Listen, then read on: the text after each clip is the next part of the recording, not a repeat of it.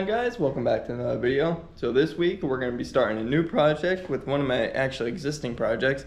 I've had it for a while now. It's been hiding under my desk over here. If you ever noticed in any of my videos in the background, I've had it there, where I did a little quick brief minute talking about it in my first ever YouTube video. But this is my extra mini bike.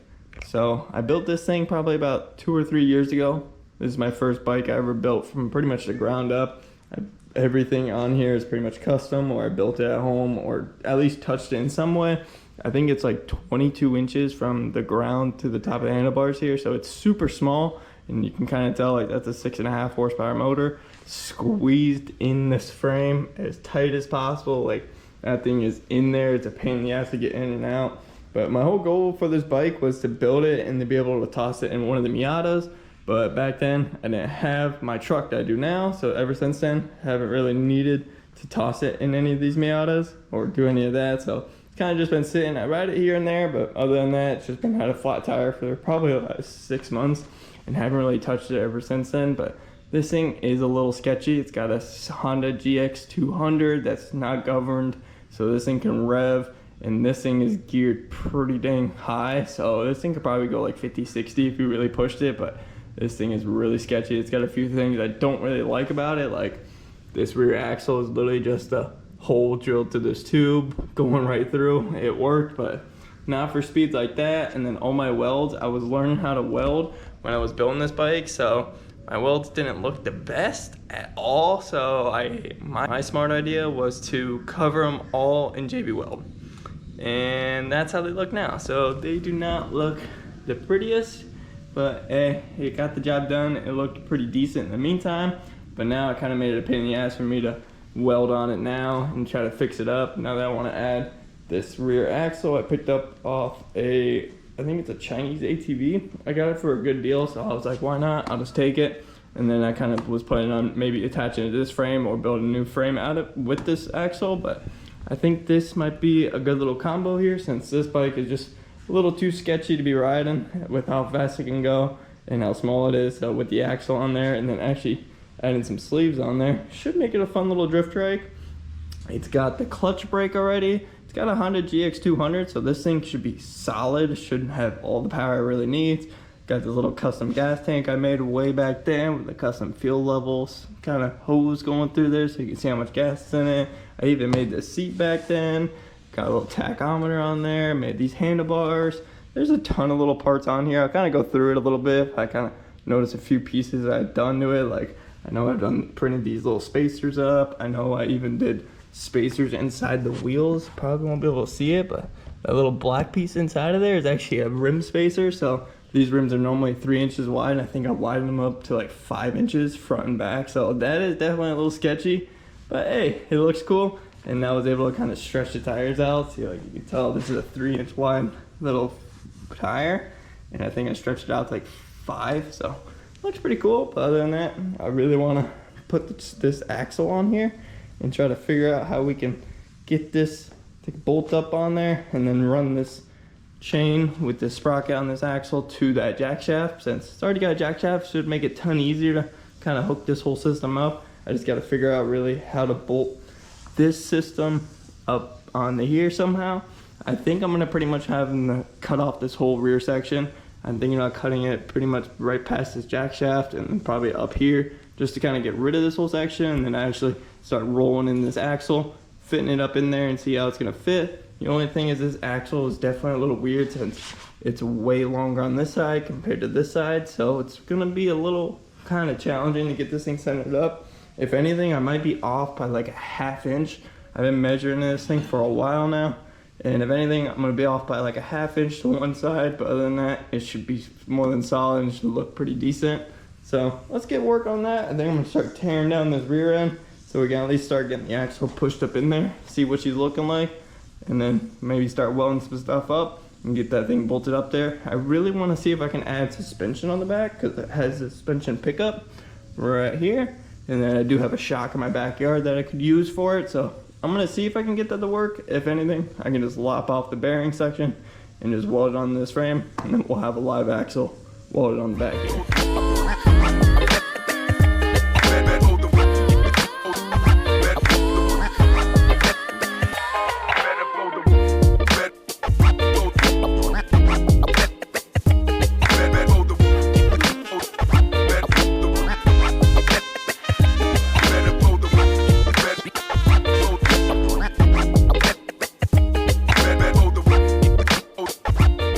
So we just got that rear wheel all pulled off there, got the old chain pulled off as well, and I'm just kind of mocking up the axle, seeing how she kind of fits in here.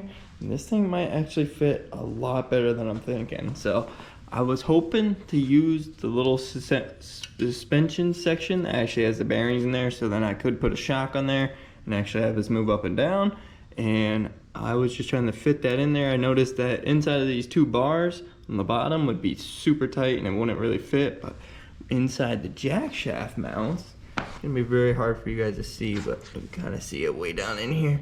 So these jack shafts have some little plates that come straight up, so then they can slot and move back and forth, and this lines up perfectly with that mount. So I'm thinking if I just pull out these rear bolts on each side, and then I just run a long bolt going all the way through that, I should be able to mount this section right up there. I'm definitely gonna have to chop out some of this little barring or kind of like frame around here, just because it's already hitting over in this section. I do plan on using this brake and caliper in the future. It's just for now, I really just want to get it rolling and running with the clutch brake, and then eventually I'll order up a hydraulic line and some brake fluid and all that, and then we can route this caliper all the way to the front and have that all set up, so then we can actually have a locking rear disc brake. So that would be sweet, but for right now, at least we have brakes on the clutch. Hopefully we don't lose the chain, because then we lose brakes. But other than that, let's just get this thing all together. So I'm gonna pull these two bolts out in the back of the jack shaft here and see if I can run that bolt right through and kind of just test this all out. I might start chopping a couple of these bars off just to make a little bit more room for the axle to slip in there, and then we'll kind of go from there. So I ended up taking the angle grinder to one of the poles on the back, got it laying right on the floor there, just to fit the axle up in there a little bit easier, and ended up actually fitting right in between this jack shaft mount perfectly. I was able just to slide it right up in there. The only thing is I need to drill out these holes a little bit bigger to actually get the right size bolt to go right in through there, right through those bearings, because that's a big size bolt. I think it's like an M10 or something, so I have to drill that out in the future and get a bolt for that. But other than that, she's fitting up pretty good. I did measure the distance on each side, and I'm off about a ½ inch, actually like a ¼ inch. This side is 5.5, and then this side is 5 inches, so it's not really too bad. It's only a ½ inch off on the one side, but it's kind of hard to tell since you got this big old starter thing right there. The intake kind of helps fill in that little section. That kind of hard to really tell for right now, but so far everything's looking pretty good. The only thing is I noticed the sprocket is definitely going to need some sort of like little spring-loaded guide to go around this tube here where it's going to pivot, because if you notice with the jack shaft right there, it's going to be a little trouble to go down and around that tube to go around the bottom of that sprocket there. So I'll probably just end up with a little spring-loaded guide somewhere on the axle itself, and that'll be good there. So now I'm going to end up chopping off the back section here and probably just past those jack shaft mounts, just so we can clean up this whole back end and see how she's going to look.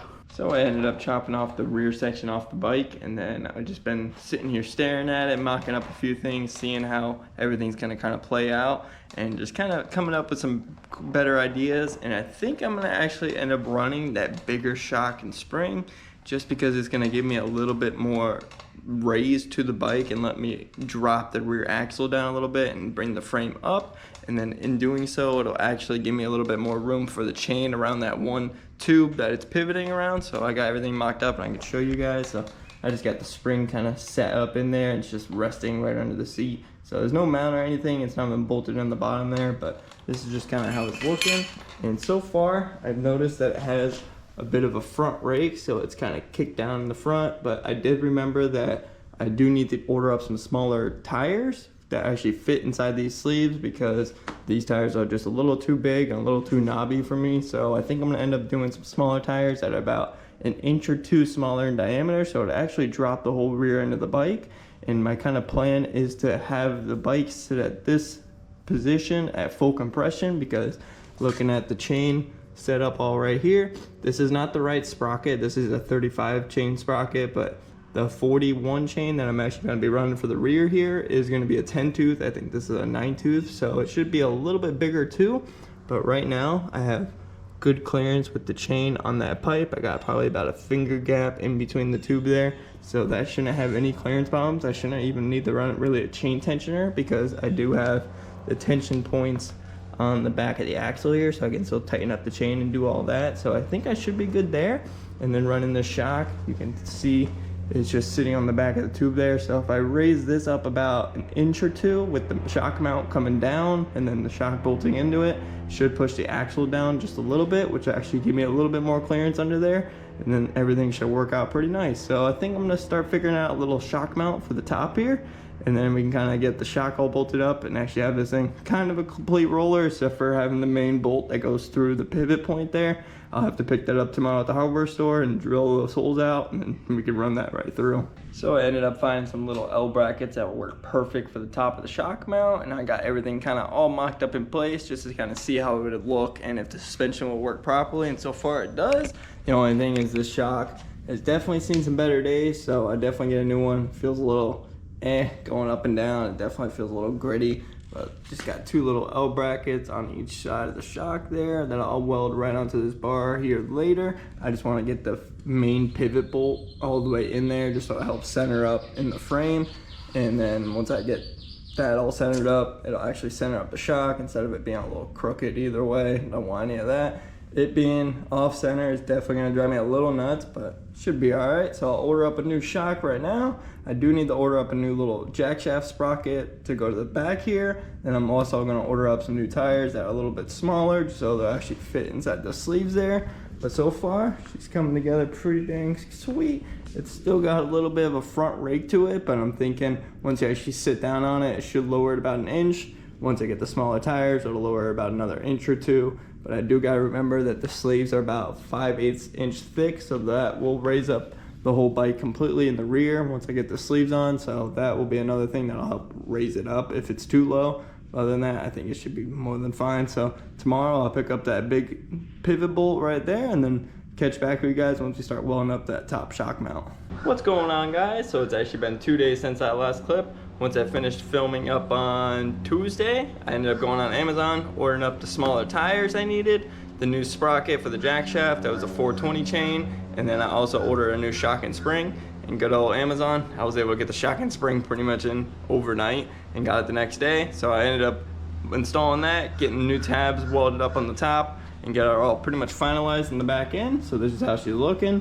Don't talk too much shit about my welds. I know they look like crap. It is what it is. They will hold and ain't going nowhere, so I ain't worried about it.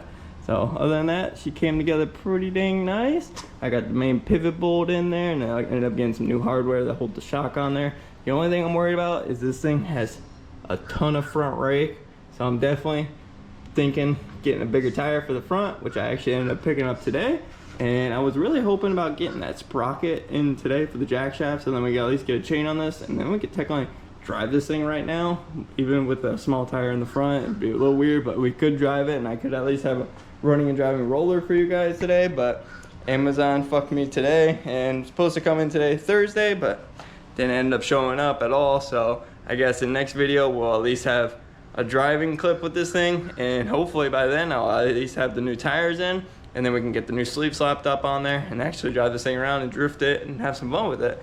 But other than that, we can start working on some other things, getting all the little nitty gritty stuff all finished up. Like I know I need to figure out some sort of exhaust for this thing because I stole it a while ago for a project.